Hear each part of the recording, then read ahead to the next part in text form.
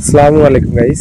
আজ আমি চলে এসেছি ভূপল দাদার নিজস্ব কৃষি ক্ষেত এবং নিজ হাতে এগুলো রোপণ করেছে। তাই আমি দেখাই ভূপল দাদা কি কি রোপণ করেছে। তা প্রথমে আমরা ভূপল দাদার কাছে চলে যাব। দাদা কেমন আছেন আপনি? মোটামুটি ভালোই আছে। আপনি নিজ হাতে দেখছি সবই করছেন, এখন কি লাগাচ্ছেন? এখন ঝাল রোপণ করছি।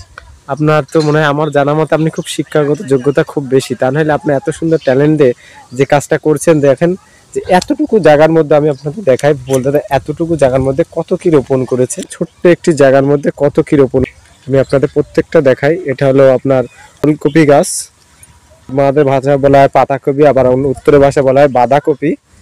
আর এইখানে দেখুন যে কত সুন্দর করে রোপণ করেছে ভূপল দাদা। আর এইখানে দেখুন আলু চাষ করেছে, এই নতুন আলু খুব তাড়াতাড়ি উঠবে ভূপল দাদার আলু চাষ করে। তো অবশ্যই আপনারা যারা পারবেন এরকম। আর এই পাশেও দেখুন ফুলকপি খুব দ্রুত উঠবে আশা করা যাচ্ছে।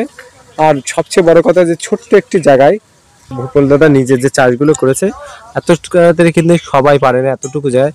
তো দাদা আপনি তো অনেকদিন যে চাষ করে যাচ্ছেন, আশা করি খুব আপনার নিজস্ব ফল বাড়ি তরকারি লাগিয়ে খান, খুব ভালো না? খুব ভালো। তা আমরা চাইবো যারা এরকম অনাবাদি জায়গা আছে তারাও এই ধরনের চাষ করবেন এবং নিজস্ব চাষে নিজের পর নির্ভরশীল হবেন। ইনশাল্লাহ বাংলাদেশ এগিয়ে যাবে দুর্বার গতিতে।